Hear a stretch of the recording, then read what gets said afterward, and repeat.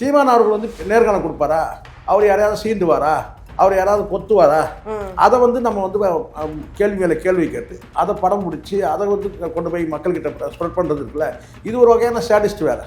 இது ஸ்டாட்டிஸ்ட் வேலை தான். அவருடைய எமோஷனலை தூண்டி சீமான் அவர்களுடைய இது இன்றைக்கி நடக்கிற விஷயம். நான் என்றைக்கோ சொல்லிட்டேன். நான் 1.5 வருஷத்துக்கு முன்னாடி 2 வருஷத்துக்கு முன்னாடி சொன்னேன், சீமான் வந்து முதல்ல பேட்டி கொடுக்குறது நிறுத்தணும். இப்போ நீங்கள் ரேராக கொடுத்தீங்கன்னு வச்சுக்கோமா, ஒரு வாரத்தில் ஒரு முறை கொடுக்குறீங்கன்னு வச்சிங்கன்னா அதுக்கு மிகப்பெரிய ஒரு வரவேற்பு இருக்கும், வேல்யூ இருக்கும். நீங்கள் காலையில் மத்தியானம் சாயந்தரம் 2 நாளைக்கு ஒரு முறை வந்து எங்கே பயணப்பட்டாலும் அங்கெல்லாம் வந்து மைக்கு கொண்டாந்து நீட்டும் போது நீங்கள் பேசுகிறீங்க. சீமான் அவர்கள் பேசுகிறது நாளைக்கு அவருக்கே வந்து நெகட்டிவாக வந்து அமைஞ்சிடுது. ஏதாவது ஒன்று எக்குத்தப்ப ஏதாவது சொல்ல போய் அதை வந்து பெருசாக வந்து பிரதானமாக போட்டு மீடியா வந்து இது ஒரு வகையான வந்து மீடியா வன்மம், மீடியா ஸ்கேம்லாம் சொல்லலாம். இப்படி தான் பண்ணுறது, நோண்டி வருது. ஏதாவது அவரை எமோஷனல் ஆக்கி ட்ரிகர் பண்ணி அதன் மூலமாக வந்து இப்படி தானே வந்து விஜயகாந்த் காலி பண்ணாங்க. இப்போ தான் சீமான் வந்து தெளிவாக இருக்கிறாரு. என்னென்னா இந்த மீடியாக்கெல்லாம் நம்மளை வச்சு இவங்க வந்து பணம் சம்பாதிச்சிட்டு இருக்கிறானுங்க, நமக்கு இவங்க ஆக்கப்பூர்வமாக எதுவும் பயன்படுத்தவே இல்லை. 5 லட்சம் பேர் வந்த மாநாட்டை எப்படிலாம் காட்டியிருக்க முடியும் இந்த மீடியாக்கள் நினச்சா? இல்லையே. அப்போ ஏதோ ஒரு எங்கேயோ வந்து ஒரு இன்ஸ்ட்ரக்ஷன் வருது, இவங்க வந்து தமிழ் தேசியத்தை சார்ந்தவங்க, இந்த நாம் தமிழர்லாம் வந்து பெருசாக நீங்கள் ஃபோக்கஸ் பண்ணி காட்டாதீங்க, சும்மா வந்து சீமான் வந்து பேசுகிறாரா அது மட்டும் வந்து ஒரு 5 நிமிஷம் சும்மா அப்படி போட்டு போயிட்டே இருங்க. இதுதான் நடந்தது. மீடியா மீது கோவப்படுறது சரிதான். பல பேர் சொல்கிறாங்க, தப்பாக சொல்கிறாங்க, சாட்டை துரைமுருகன் வந்து ரொம்பவும் வந்து அதிகமாக வந்து பேசிட்டாரு விஜயை, அவரை எதிர்த்து பேசினவன் தான் வாக்களிச்சுட்டு ஆதரிச்சு பேச போட்டுருக்கீங்களா? இப்போ நான் தெரியாமல் தான் கேட்குறேன். எதிர்த்து பேசினால்தான் அந்த 4% வந்தது. சாட்டை துரைமுருகன் வந்து வீடியோ போட்டு விஜய் அவர்களே போற்றி போற்றி, இந்த த்ரிஷா அவர்களே போற்றி போற்றி அப்படி சொல்லிட்டே இருந்துன்னு வச்சுக்கோங்க, மன்னா மாமன்னா மாமா மன்னா அப்படின்னு சொல்லியிருந்தாருன்னா அப்போ மட்டும் வந்து பார்த்தீங்கன்னா நாம்சர் ஓட்டு போட்டுப்பாங்களா?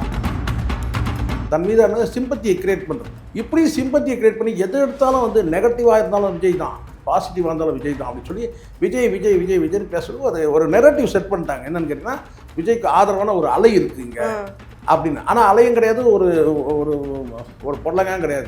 ஜனநாயகம் படம் வேற. ஜனநாயகம் படம் பார்த்தீங்களா? அந்த ஜனநாயகம் படம் வராமல் தடுத்துட்டாங்க. இதுக்கும் திமுக தான் காரணம், இதுக்கும் திமுக தான் காரணம், இதுக்கும் திமுக தான் காரணம், இதுக்கும் திமுக தான் காரணம். மக்கள் மத்தியில் ஒரு மூலச்செலவை பண்ணிட்டாங்க. எல்லாம் பண்ணி கூட வந்து பார்த்தீங்கன்னா மெஜாரிட்டி கிடைக்கல, அது வேற விஷயம். சாதாரண மக்கள்கிட்ட தங்களுடைய கொள்கையை மட்டுமே சொல்லி இங்கே கவர்ச்சி கிடையாது, பணம் கிடையாது, உயிரோடு இருக்குது.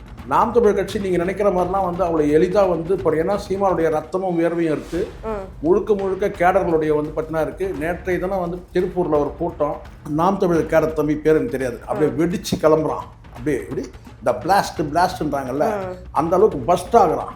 ஸோ நான் அவன் உருவத்தில் நான் 10 சீமானை பார்க்குறேன். இப்போ சீமான் அவர்கள் வந்து சமீபத்தில் பேட்டி கூட கொடுக்கல, ஆனால் அவர் வந்து சொன்ன விஷயம் என்னன்னா, ஃபர்ஸ்ட் எப்போ விஜய் வந்து பேட்டி கொடுக்குறாரோ அப்போ நான் வந்து கொடுத்துக்கிறேன் அப்படிங்கிற மாதிரி ஒரே படம் போட்டுட்டு போயிட்டார். அதை எப்படி சொல்றது? இல்லை, இது கரெக்டான முடியுமா? நான் என்ன சொல்கிறேன், ஊடகங்களில் வந்து நேர்காணல் கொடுக்கறது இல்லையா? இல்லை, தொடர்ந்து வந்து ஏற்கனவே ஒரு இடத்துல வந்து சொல்லிட்டான், உங்கள் வேலையை பாருங்கன்னு பத்திரிகையாளரை குறித்து சொல்லிட்டு போயிட்டாரு. இந்த இடத்துல வந்து இப்படி சொன்னா நம்ம தொடர்ந்து இல்லை, அவர் நான் சொல்கிறது என்னன்னா, ஊடகங்களை வந்து வெறுத்துட்டாருன்னு கிடையாது, வெறுத்து ஒதுக்குறாருன்னு கிடையாது. கொஞ்ச நாளும் வந்து நம்ம அமைதியாக இருப்போம். எதுக்காக பேட்டி கொடுக்கணும்? நிம்மதி ப்ராப்பர்ட்டி மேனேஜ்மெண்ட், உங்கள் பழைய வீட்டை புதிய வீடாக மாற்றலாம் வாங்க. வாய்ஸ் ஆஃப் தமிழ்நாடு நேயர்களுக்கு வணக்கம். இன்று நம்மோட சிறப்பு நேர்காணல்ல மூத்த பத்திரிகையாளர் சேகவரா ஜெய்சங்கர் இருக்காங்க, வாங்க பேசலாம். வணக்கம். வணக்கம். வணக்கம். எப்படி இருக்கீங்க? வணக்கம்மா. இப்போ வந்து எலெக்ஷன் முடிஞ்சிருச்சு, யார் சிஎம்னு தெரிஞ்சிருச்சு. அந்த வகையில வந்து சீமான் அவர்கள்னு ஒருத்தவங்க இருக்காங்க, ஏன்னா அவங்கள கண்டுக்கவே கிடையாது. கண்டிப்பா நீங்க கூட லாஸ்டா ஒரு இதுல சொல்லியிருந்தீங்க, கண்டிப்பா ஒரு 3வது இடத்துக்கு வருவாரு அப்படிங்கிற மாதிரி சொல்லியிருந்தீங்க. இப்போ வந்து 3வது இடமா இல்லை 4வது இடமா இல்லை ரொம்ப லாஸ்டா அப்படிங்கிற மாதிரி போயிருச்சு. இப்போ சீமான் அவர்கள் சமீபத்துல ஒருத்தவங்க ஒரு பேட்டி கேட்டதற்கு, ஒரு பத்திரிகையாளர் போய் பேட்டி கேட்டதற்கு அவர் சொல்லிட்டாரு, போய் வேலையை பாருப்பா அப்படிங்கிற மாதிரி சொல்லிட்டாரு. அதை எப்படி பாக்குறீங்க நீங்க? இல்லை, இந்த டிவிக்கோட இந்த வெற்றியே வந்து பார்த்தீங்கன்னா யாருமே கணிக்காததானே, யாருமே கணிக்க முடியல. எல்லாரும் ஒரு கருத்து, எல்லாருமே வந்து அகெயின்ஸ்டாக தான் சொன்னாங்க. டிவிகேக்கு இவ்வளோ வெற்றி வாய்ப்பு இல்லைன்னு தான் சொன்னாங்க. எக்ஸிட் போலிங் அத்தனையுமே வந்து பார்த்தீங்கன்னா வந்து டிவிகேக்கு அகெயின்ஸ்டாக தான் வந்து வந்தது, தெரியும். எக்ஸப்ட் 1 தான். ஸோ இப்போது இந்த இடத்துல வந்து யாருமே எதிர்பார்க்காத போது இந்த முற்றிலுமா அப்படியே அப்செட் ஆகி தான் இந்த ரிசல்ட் வந்திருக்கு. அப்போ இது எதனால் வந்தது, ஏன் வந்ததுன்னு வந்து பல கேள்விகள் இருக்குது. அப்போ பலரும் கூட பலவிதமாக கருத்துக்களை சொல்கிறாங்க. அதுக்கு காரணம் இருக்குன்னா, இந்த இபிஎம்ல நடத்தப்பட்ட வந்து ஒரு ஒரு ஸ்கேமு, இவிஎம் ஸ்கேம்னு சொல்கிறாங்க. இன்னொன்று வந்து பார்த்திங்கன்னா எல்லாமே பேசுகிறது தான். இப்போ இன்னொரு பக்கம் கேட்டால் வந்து மக்கள்கிட்ட வந்து பார்த்திங்கன்னா ஒரு விதமான வந்து ஒரு தாக்கத்தை ஏற்படுத்துது, அதை செயற்கையான தாக்கத்தை ஏற்படுத்துறது. உதாரணத்துக்கு வந்து கேட்டால் வந்து டிவிக்கே தான் வரும், டிவிக்கே தான் வரும், டிவிக்கே தான் வரும்ன்ற மாதிரி மக்கள் சில பேர் சொல்றாங்க அதிமுகவும் சரி திமுகவும் சரி இவங்களை ஒரு பொருட்டா மதிக்கல, அதனால தான் வந்துட்டாங்க. இல்லை, பொருட்டா மதிக்கிறது இல்லை. இந்த இடத்துல ஒன்று நீங்கள் சொல்கிறது கரெக்டு. பொருட்டா மதிக்கலாம் என்ன பண்ணிடணும்னா, இப்போ இவர் வந்து ஸ்கேம்னு சொல்கிறாரு. எதை சொல்கிறாருன்னா, டிஎம்கே வந்து ஸ்கேம் பண்ணியிருக்கிறாங்க, ஊழல் கட்சி, இவங்க வந்து தீய சக்தி, இவங்க வந்து ஊழல் சக்தின்னு சொல்கிறாரு அதிமுக. அப்போ நேரடியாக சாடும்போது இவங்க 2 பேருமே வந்து கேட்டால் விஜய் விமர்சனம் பண்ணாமல் தவிர்க்கிறாங்க. பண்ணியிருக்கணும்னு நான் நினைக்கிறேன். இவங்க என்ன நினைச்சாங்கன்னா, விமர்சனம் பண்ணால் அவர் பெரிய ஆளாயிருவார், பெரிய ஆளாயிருவார், அப்படி ஒரு எண்ணத்தில் இருந்தாங்க. இவங்க என்ன செஞ்சிருந்தா, இப்போ நம்ம மேலே ஒரு குற்றச்சாட்டு சொல்கிறார், அவர் மீது என்ன குற்றச்சாட்டுன்னு அப்படி போகாமல் இவங்க என்ன செஞ்சாங்கன்னா, பேக்டோரில் வந்து என்ன கேட்டால் இந்த மீம்ஸை கிரியேட் பண்ணுறது, இந்த மாதிரியான வந்து விஜய் வந்து பார்த்தீங்கன்னா வந்து விஜய் தாக்கி ஏதாவது ஒரு செய்தி மீம்ஸ் கிரியேட் பண்ணும்போது அது வந்து விஜய்க்கு வந்து ப்ளஸ் ஆகிடுச்சு. இதுதான் இங்கே கவனிக்கணும். விஜய் வந்து பார்த்தீங்கன்னா நீங்கள் என்ன செஞ்சீங்கன்னா, அதோட நீங்கள் நேரடியாக நீங்கள் விமர்சனம் பண்ணணும். விஜய் என்ன விமர்சனம் பண்ணுவீங்க? ஆட்சி அதிகாரத்தில் இல்லை, நீங்கள் 2 பேரும் வந்து ஆட்சி அதிகாரத்தில் இருக்கிறீங்க, அது மிகப்பெரிய மைனஸு. ஏன்னா ஊழல் குற்றச்சாட்டை சொல்ல முடியும், ஏடிஎம்கே மேலே சொல்ல முடியும், ஆனால் விஜய் மீது சொல்ல முடியாது. பொது வாழ்க்கையில் பொறுத்தவரைக்கும் அவர் மிஸ்டர் க்ளீன் தானே, பொது வாழ்க்கையில் க்ளீன் தான். தனிப்பட்ட முறையில் நீங்கள் சொல்லலாம், அவர் குடும்பத்தை பார்த்துக்கல, அது வந்து இப்போ அவங்க பொண்டாட்டியை பார்த்துக்கல, பிள்ளைகளை பார்த்துக்கல சொன்னால் கூட இது பர்சனலுங்கன்றுவாங்க. ஏங்க அது அவங்க குடும்பத்துக்குள்ளே என்ன நடக்கிறது. ஆனால் பொதுமக்கள்கிட்ட சொத்தை கொள்ளடிச்சாரா? அரசாங்கத்தில் ஊழல் பண்ணாரா? இல்லை, எதுவும் இல்லை. அப்போ அது வந்து பெரிய ப்ளஸ் ஆயிடுச்சு. அப்போ இந்த இடத்துல இவர் ஓங்கி அடின்னு அடிக்கும்போது பதில் திருப்பி தாக்குதல் பண்ணாமல் அவங்க என்ன செய்யறான்னு கேட்டிங்கன்னா வந்து ஒதுங்கி போகிறாங்க. இவர் அடிக்கிறாரு, அவங்க கை மேலே படாத அளவுக்கு அப்படி ஒதுங்கி போகிறாங்க. இது விஜய்க்கு வந்து ப்ளஸ் ஆயிடுச்சு, இது டிவிகேக்கு ப்ளஸ். நீங்கள் வந்து பார்த்தீங்கன்னா ஏதாவது ஒன்று மறு தாக்குதல் பண்ணியிருக்கணும், ஏதாவது செஞ்சுருக்கணும், செய்யறதுக்கு உங்களுக்கு கிரிப் இல்லை, செய்தால் ஏதாவது பெருசாகிடுவாரோ, இன்னும் பெரிய ஆள் ஆகிடுவாரோன்ற அந்த ஒரு அச்சம். இப்படி தான் இவங்க என்ன சொல்றாங்கன்னா, விஜய் வந்து அவாய்ட் பண்ணது இதுதான், இந்த ரீசனுக்காக தான் அவாய்ட் பண்ணாங்க. அப்போ விஜய் அவாய்ட் பண்ணும்போது அங்கே யார் வந்து பிரதானமாக வந்து எதிர்த்து பேசுகிறாங்கன்னு கேட்டால், எதுவாக இருந்தாலும் நேரடியாக என்ன சொல்கிறாங்கன்னா, கொள்கை இல்லை, கோட்பாடு இல்லை, லட்சியம் இல்லை, இது எல்லாம் சொல்கிறது யார் கேட்டால் நாம் தமிழர் சாட்டை துரைமுருகன் வந்து பார்த்தீங்கன்னா வச்சு வளாசுவார். இது என்ன பண்ணுறாங்கன்னு கேட்டிங்கன்னா, டிவிகே தரப்பில் ஏற்கனவே தன் மீதான அந்த மீம்ஸ் கிரியேட் பண்ணுறதை வந்து பார்த்தீங்கன்னா எதுலாம் நம்ம மேலே அனுதாபம் வருமோ அதெல்லாம் என்ன செய்கிறான்னு கேட்டால், ஏற்கனவே வாக்காளராக இருக்கிறாங்கன்னு வச்சுங்க. இப்போ உதாரணத்துக்கு ஒரு வீட்டில் 4 பேர் இருக்கிறாங்க, 4 பேருக்கு வந்து பார்த்தீங்கன்னா ஒரு ஓட்டு தான் அங்கே இருக்குதுன்னு வச்சுக்கோங்களேன். அந்த ஒரு நபருக்கு போய் சேருது. கிட்டத்தட்ட 36,000 வாட்ஸ்அப் குரூப் இருக்கிறதா சொல்கிறாங்க அந்த ரூட்டுன்ற அந்த இதில். அப்போது அந்த ஒரு நபருக்கு போய் சேருது. என்னன்னாக்கா, பார்த்தீங்களா நம்மளெல்லாம் வந்து நம்ம அண்ணனை வந்து எவ்வளோ வந்து மோசமாக வந்து திமுக வந்து ஐடிவிங்களை இது மாதிரி பண்ணுறாங்க பாருங்கள், நம்ம அண்ணன் தானே பாவம் தானே அப்படின்னு போய் சேரும்போது அவங்க என்ன செய்கிறாங்கன்னா அதை ஒரு 4 பேருக்கு அனுப்புகிறாங்க. அப்போது தனக்கு எதிராக மைனஸ், அதாவது நெகட்டிவாக பண்ணக்கூடிய விஷயத்த கூட ப்ளஸ் ஆக்கிறதுக்கு ஒரு டீம் வச்சு வேலை செய்கிறாங்க. இது ஒரு பக்கம். இன்னொரு பக்கம் நாம் தமிழர் வந்து விமர்சனம் பண்ணும்போது அவங்க டிஎம்கே வந்து தான் விமர்சனம் பண்ணுறாங்க. ஆனால் டிஎம்கே வந்து விமர்சனம் பண்ணுறதை வந்து பார்த்தீங்கன்னா கட் பண்ணிவிட்டு முழுக்க டிவிகே மட்டுமே விமர்சனம் பண்ணுறாரு. பாருங்க, சாட்டை துரைமுருகன் பாருங்க எவ்வளோ மோசமாக அப்பயே வந்து டிவிகே பற்றி அவங்க கணிச்சிட்டாங்களா? அப்போ டிவிகே கணிக்கிறதுன்றதுல அதாவது என்னென்னா, இந்த பிரச்சார உத்தி இருக்கு இல்லையா, அந்த பிரச்சார உத்தி எதை நோக்கி போகுதுன்னா, இவங்க வந்து பார்த்தீங்கன்னா வந்து பாருங்க நம்மளை தாக்குறாங்க, இவங்க பாருங்க நம்மளை தாக்குறாங்க, இவங்க நம்ம பொதுவாக அப்படி செய்ய மாட்டாங்க. ஒருத்தர் தாக்கி போட்டால் கூட பார்த்தீங்கன்னா ஐயோ நம்மளை அப்யூஸ் பண்ணுறாங்க, டிஃபேம் பண்ணுறாங்கன்னு சொல்லி ஒதுங்கி போயிடுவாங்க. அதை ஸ்ப்ரெட் பண்ண ஏப்பா அதெல்லாம் மறைச்சிருப்பா, அதெல்லாம் வைக்க வேண்டாம் அப்படின்னு சொல்லுவாங்க. ஆனால் இவங்க என்ன சொல்கிறாங்கன்னா, பார்த்தீங்களா நம்ம அண்ணனை பாருங்கள், இங்கே பாருங்கள் எப்படி தாக்கி பேசுகிற பாருங்கள், நம்ம அண்ணனை வந்து காலில் வந்து விட சொல்கிறாருங்க, நம்ம வந்து அது ரொம்ப தப்புங்க இது அப்படின்னு சொல்லி ஒரு கேடரை பேச வச்சு, கேடர் மீன்ஸ் என்ன, ஒரு சாதாரண ஒரு பெண்ணையோ ஒரு ஆணையோ பேச வச்சு, ஒரு யூத்தை பேச வச்சு அதை வந்து ஃபோட்டோ எடுத்து அதை ஸ்ப்ரெட் பண்ணுறாங்க. நான் சொல்கிறது உங்களுக்கு புரியுதுங்களா? இது வந்து என்னன்னா, சாதாரண மக்கள் கூட பாருங்கள் அவர் பாவங்க, அவர் ஏங்க இப்படி பண்ணுறாங்க, இந்த மாதிரி அப்படியே அங்கே பேசுவாங்க பாருங்கள், சாட்டை துரைமுருகன் இவ்வளோ இப்படியா பேசுவார் அப்படின்னு சொல்லி பேசி இதை வந்து என்னன்னா ஒரு வார் ரூம் வச்சு அனுதாபத்தை திரட்டுறது, தன் மீதான சிம்பத்தியை கிரியேட் பண்ணுறது. இப்படி சிம்பத்தியை கிரியேட் பண்ணி எதை எடுத்தாலும் வந்து நெகட்டிவாக இருந்தாலும் விஜய் தான், பாசிட்டிவாக இருந்தாலும் விஜய் தான் அப்படின்னு சொல்லி விஜய் விஜய் விஜய் விஜய்னு பேசுறது ஒரு நெரட்டிவ் செட் பண்ணிட்டாங்க. என்னென்னு கேட்டிங்கன்னா, விஜய்க்கு ஆதரவான ஒரு அலை இருக்குங்க அப்படின்னு. ஆனால் அலையும் கிடையாது, ஒரு ஒரு ஒரு பொருளங்காயும் கிடையாது. ஆனால் அப்படி செட் பண்ணுறாங்க. என்னன்னு கேட்டால் இவர் மீது வந்து ஒரு ஈர்ப்பு இருக்குது அப்படி உருட்டுனதுல அப்படி சேர்த்து அப்படி இப்படி உருட்டுனதுல ஜனநாயகம் படம் வேற. ஜனநாயகம் படம் பார்த்தீங்களா? அந்த ஜனநாயகம் படம் வராமல் தடுத்துட்டாங்க. ஆமா. இதுக்கும் திமுக தான் காரணம், இதுக்கும் திமுக தான் காரணம், இதுக்கும் திமுக தான் காரணம், இதுக்கும் திமுக தான் காரணம்.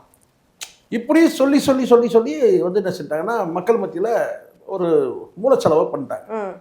எல்லாம் பண்ணி கூட வந்து பார்த்தீங்கன்னா மெஜாரிட்டி கிடைக்கல, அது வேற விஷயம். சரிங்களா? இவ்வளோ பண்ணீங்களப்பா, இன்னும் கொஞ்சம் முட்டிருக்கூடாதப்பா அப்படின்னு சொல்லி. இல்ல இதெல்லாம் இவங்களே எதிர்பார்க்கல. அதனால தான் நான் சொல்றேன், இவ்வளவு பண்ணும்போது பார்த்தீங்கன்னா இதெல்லாம் எவ்வளவு தூரம் ஒர்க் அவுட் ஆகுன்றது அவங்களுக்கு தெரியாது. இப்போ ஒர்க் அவுட் ஆகலைன்னு என்னால் சொல்ல முடியும். காரணம் கேட்டால் எதிராகவும் வேலை செஞ்சது மீடியா, விஜய்க்கு எதிராகவும் மீடியாக்கள் வேலை செஞ்சால் கூட இதில் போட்டி போடுறதுல வந்து அவங்க வந்து முன்னாடி வந்துட்டாங்க அப்படிதான் நம்ம சொல்லணும். இவங்க பின்தங்கிட்டாங்க அப்படின்னு நம்ம சொல்லணும். எவ்வளோ மிஞ்சி மிஞ்சினா ஒரு 3% வந்து பின்னாடி தங்கிட்டாங்க அப்படின்னு சொல்லி. ஏன்னா அவங்களுக்காக டிஎம்கே சைட்லேயும் ஐடி விங்க ரொம்ப ஸ்ட்ராங்காக தான் செயல்பட்டது. பட் என்னென்னா அவங்களுக்கு மைனஸ் ஆனது, அவங்க ரூலிங்கில் இருக்கிறாங்க, பவரில் இருக்கிறாங்க, இவர் பவர்லெஸ்ஸாக இருக்கிறாரு, மிஸ்டர் கிளீனர் அடையாளம் இருக்குது. ஸோ இதில் வந்து பார்த்திங்கன்னா அடிப்படுது. அதாண்டி வந்து சினிமா வந்து கல்ட்டுன்ற அந்த கவர்ச்சி இருக்குது.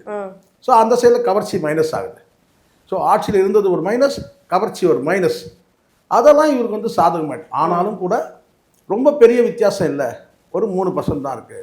அப்போ நீங்கள் இந்த இடத்துல கேட்குற கேள்வி என்னன்னு கேட்டால், ஏன் வந்து நாம் தமிழர் வந்து இந்த அளவுக்கு வந்து தோல்வி அடைகிறாங்க? இது நான் தோல்வின்னு நான் சொல்லவே மாட்டேன், ஒரு பின்னடைவு. ஏன்னா 1.5லேருந்து 8.5க்கு வந்திருக்கிறாங்க.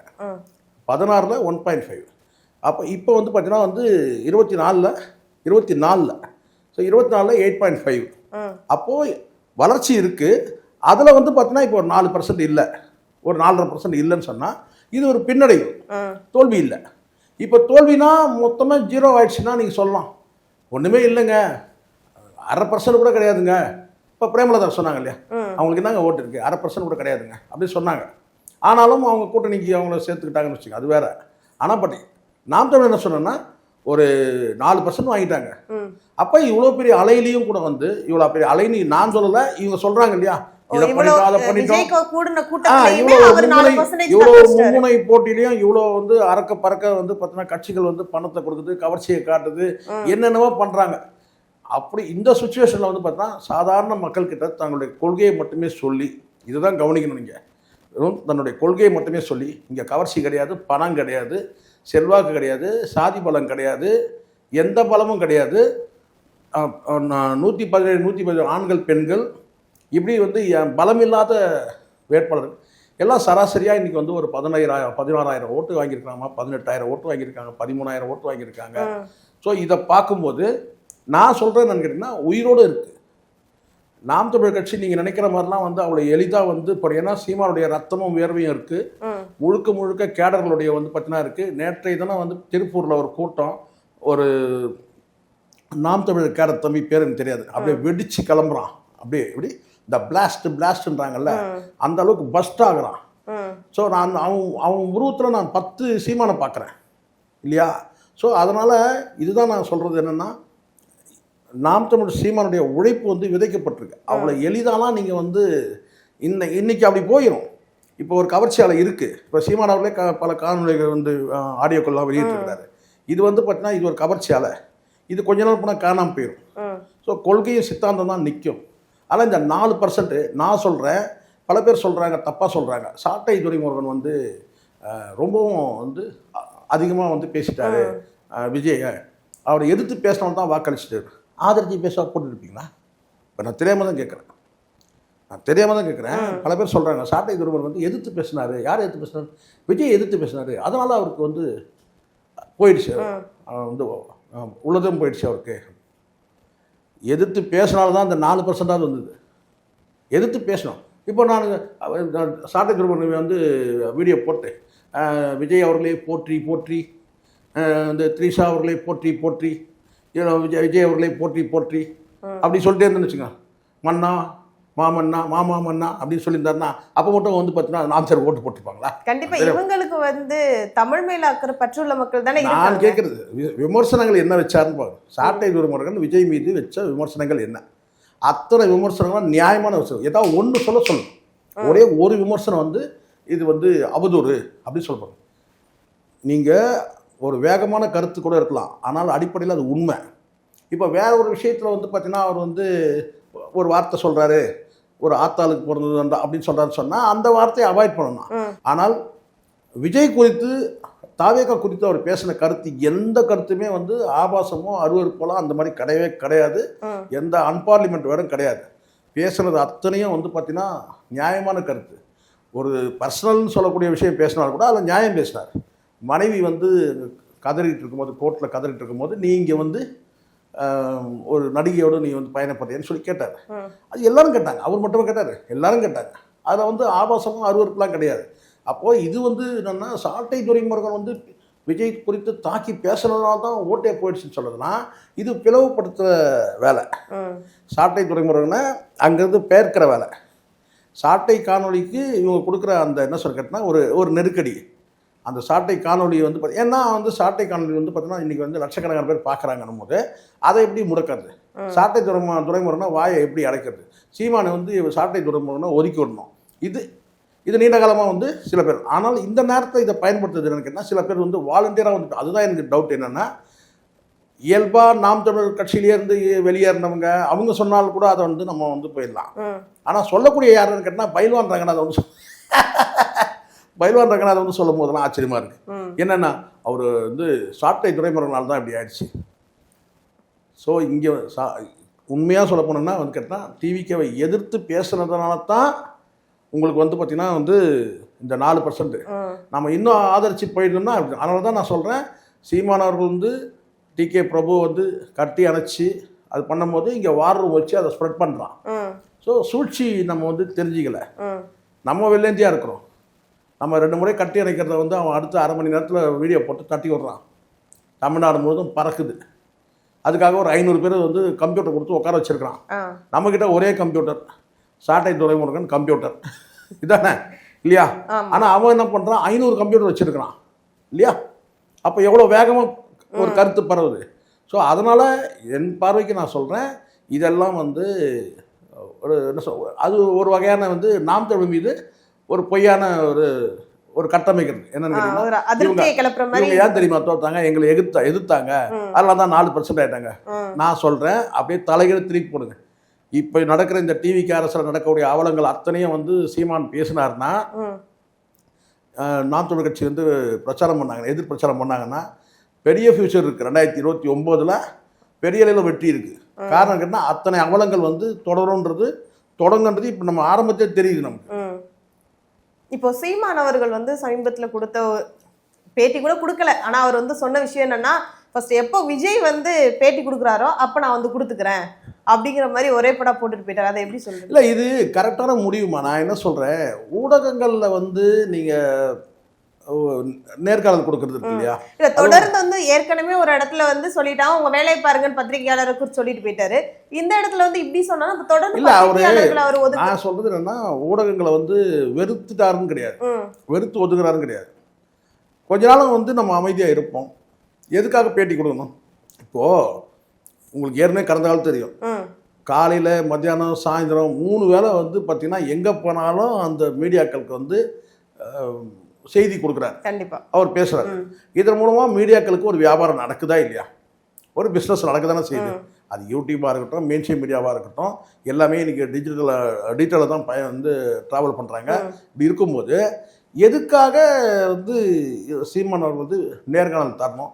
அந்த நேர்காணலை நீங்கள் வந்து நோண்டி எடுக்கிறீங்க, ஏதோ ஒன்று தோண்டி எடுத்து, அப்போ அவர் வந்து ஆவேசமாக பேசுகிறதெல்லாம் பதிவு பண்ணி நீங்கள் வந்து செய்தி வெளியிடுறீங்க. உங்களுக்கு அன்றைக்கி தேவையான ஃபுட்டு கிடச்சிருது, சரிங்களா? ஆனால் இதனால் என்ன பலன்? நீங்கள் இதெல்லாம் வந்து பார்த்தீங்கன்னா நீங்கள் இதை 1க்கு 2 வார்த்தைகளை வாங்கி அதை கொண்டு போயிட்டு வந்து மக்கள்கிட்ட கொண்டு போய் சேர்க்கிற போது வந்து பார்த்தீங்கன்னா அதை வேறு விதமாக கொண்டு போய் சேர்க்கறது, இல்லை அதிகார வர்க்கத்துக்கு வேறு மாதிரி சேர்க்கறது. ஸோ இப்படிலாம் நடக்குது இல்லை? அதனால் என்ன பலன்? இப்போ உண்மையில வந்து பார்த்தீங்கன்னா ஊடகங்கள் வந்து நீங்கள் நேர்காணல் கொடுக்குறாரு, சீமானவர்கள் நேர்காணல் கொடுக்குறாருன்னா நீங்கள் வந்து பெரிய மெகா ஊடகங்கள் நீங்கள் நேரலை ஒளிபரப்பு பண்ணுங்கள். இந்த முறை யாரும் பண்ணவே இல்லை. நேரலை ஒளிபரப்பு நீங்கள் பண்ணுங்கள். ஊடகங்கள் யூடியூப்கள் பண்ணுறது வேறு. இந்த மெயின்ஸ்ட்ரீம் மீடியாக்கள் வந்து நீங்கள் நேரலை வந்து ஒளிபரப்பலாமே. அந்த நேரலை ஒளிபரப்பு பண்ணா சரி, அது கூட போவேணாம்.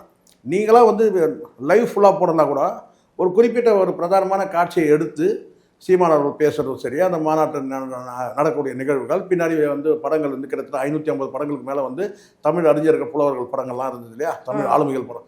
அதை எதையுமே அப்போ ஊடகங்கள் வந்து இருட்டடி பண்ணிட்டு சீமான் அவர்கள் வந்து நேர்காணல் கொடுப்பாரா, அவர் யாரையாவது சீண்டுவாரா, அவர் யாராவது கொத்துவாரா, அதை வந்து நம்ம வந்து கேள்வி மேலே கேள்வி கேட்டு அதை படம் பிடிச்சி அதை வந்து கொண்டு போய் மக்கள்கிட்ட ஸ்ப்ரெட் பண்ணுறது இருக்குல்ல, இது ஒரு வகையான சாடிஸ்ட் வேலை.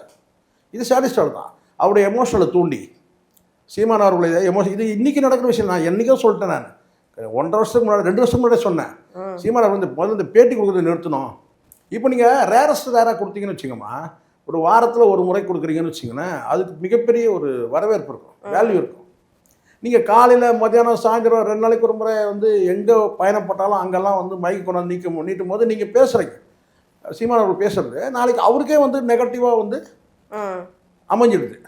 ஏதாவது ஒன்று எக்குத்தப்ப ஏதாவது சொல்ல போய் அதை வந்து பெருசாக வந்து பிரதானமாக போட்டு மீடியா வந்து இது ஒரு வகையான வந்து மீடியா வன்மம், மீடியா ஸ்கேம்லாம் சொல்லலாம். இப்படி தான் பண்ணுறது, நோண்டி வருது, ஏதாவது கேட்கறது வந்து பல விஷயம் சொல்லலாம். அவரை எமோஷனல் ஆக்கி ட்ரிகர் பண்ணி அதன் மூலமாக வந்து இப்படி தானே வந்து விஜயகாந்த் காலி பண்ணாங்க. விஜயகாந்த் காலி பண்ணி இப்படி தான் பண்ணாங்க. அப்போ இது வந்து இப்போ புரிஞ்சுக்கிட்டாரு, இந்த மீடியாக்கள்லாம் வந்து நம்மளை வச்சு இவங்க வந்து காசை பார்க்குறானுங்க, நம்மளை வச்சு இவங்க காசை பார்த்து நம்மளுடைய முக்கியமான செய்தி இருக்குன்னா பிரச்சாரம் பல இடங்களில் பிரச்சாரம் பண்ணாரு, அதை ஹைலைட் பண்ண. இந்த முறை பிரச்சாரம் என்னென்னா சீமானோட கோவம் என்னென்னா, இந்த முறை பிரச்சாரம் முழுக்க முழுக்க எல்லாமே ஒரே ஒரு விஜய்ன்ற ஒரு நபரை சுற்றி தான் இருந்துச்சு. எல்லா விதமான பிரச்சாரம் இருந்துச்சு. அதாண்டி வந்து பார்த்தீங்கன்னா இது வந்து ஒரு ஸ்கேம் வெளிப்படையாக பலரும் பேசுகிறாங்க. நாம் தமிழ் வந்து கட்சியை வந்து பார்த்தீங்கன்னா எதிரான வந்து ஒரு பொய் பிரச்சாரத்தை மேற்கொண்டாங்க. அந்த பொய் பிரச்சாரம் தான் வந்து நாம் தமிழர் தோல்விக்கு காரணமே இருக்குன்னு சொல்லிட்டு பல ஊடகங்கள் செய்தி வெளியிடறாங்க. அதையும் கூட வந்து பார்த்தீங்கன்னா வந்து பெரும்பாலான ஊடகங்கள் இருட்டடி பண்ணுது. அந்த செய்தியை வந்து வெளியே வராத அதை தடுக்கிறாரு. யூடியூப்பில் இருக்கிறதுனால அது இப்போ நாம் தமிழுக்கு வந்து நாம தமிழுக்கு மற்றும் சீமான் அவர்கள் தம்பிகள் பலரும் இந்த சாட்டை மாதிரி பல மீடியாக்கள் வந்து நடத்துகிறாங்க, டிஜிட்டல் மீடியாக்கள் நடத்துகிறாங்க. அவங்க தான் இதை வெளியிடுறாங்கன்னு தவிர மெயின்ஸ்ட்ரீம் மீடியாக்கள் இதையும் கூட இருட்டடி பண்ணுறாங்க. உள்ளபடியே பார்த்தீங்கன்னா இது பெரிய ஸ்கேம். இது ஒரு கட்சிக்கு போகிற ஓட்டு எப்படி வந்து மடைமாற்றம் செய்யப்படுது, எப்படி டெக்னாலஜியை பயன்படுத்தினாங்கன்றதெல்லாம் வந்து செய்தியாக இருக்கும்போது அதெல்லாம் வந்து வெளிப்படுத்துறதே இல்லை. அப்போ சீமான் அவர்களுக்கு ஏன் இந்த ஊடகங்களுக்கு நம்ம வந்து பேசலாம், எப்போ பேசணுமோ பேசுவோம், அதுதான் சொல்கிறாரு. இப்போ என்கிட்ட வந்து பேட்டி மைக்கு நீட்டுறல்ல, நேராக முதலமைச்சர்கிட்ட போய் மைக்கு நீட்டுன்னு சொல்கிறார். அதுதான் அவர் சொல்கிறது. அவர் சொல்லக்கூடிய அர்த்தம் அதுதான். அவர் பேசட்டும், நான் பேசணும்னு சொல்கிறார் இல்லையா, அது அர்த்தம் என்ன உங்களுக்கு புரியல. உங்களுக்கு என்கிட்ட மட்டும் கொண்டு வந்து மைக்கை நீட்டுறீங்கல்ல, அங்கேயும் கொண்டு போய் நீட்டுங்கன்றார். சீமான் சொல்லக்கூடியது இதுதான். தொடர்ச்சியாக என்னை துரத்துறீங்க, என்னை வந்து மைக்கை கொண்டு வந்து நீட்டுறீங்க, புதிய அரசு அமைஞ்சிருக்கு, புதிய அரசு அமைஞ்சு, ஆமாம் புதிய அரசு அமைஞ்சிருக்கு போ, அது கரெக்டு தானே. அது இப்போ தான் சீமான் வந்து தெளிவாக இருக்கிறாரு. என்னென்னா இந்த மீடியாக்கள்லாம் நம்மளை வச்சு இவங்க வந்து பணம் சம்பாரிச்சிட்டு இருக்கிறானுங்க, நமக்கு இவங்க ஆக்கப்பூர்வமாக எதுவும் பயன்படவே இல்லை. 5 லட்சம் பேர் வந்த மாநாட்டை எப்படிலாம் காட்டியிருக்க முடியும் இந்த மீடியாக்கள் நினச்சா? இல்லையே. அப்போ ஏதோ ஒரு எங்கேயோ வந்து ஒரு இன்ஸ்ட்ரக்ஷன் வருது, இவங்க வந்து தமிழ் தேசியத்தை சார்ந்தவங்க, இந்த நாம் தமிழர்லாம் வந்து பெருசாக நீங்கள் ஃபோக்கஸ் பண்ணி காட்டாதீங்க, சும்மா வந்து சீமான் வந்து பேசுகிறாரா அது மட்டும் வந்து ஒரு 5 நிமிஷம் சும்மா அப்படி போட்டுவிட்டு போயிட்டே இருங்க.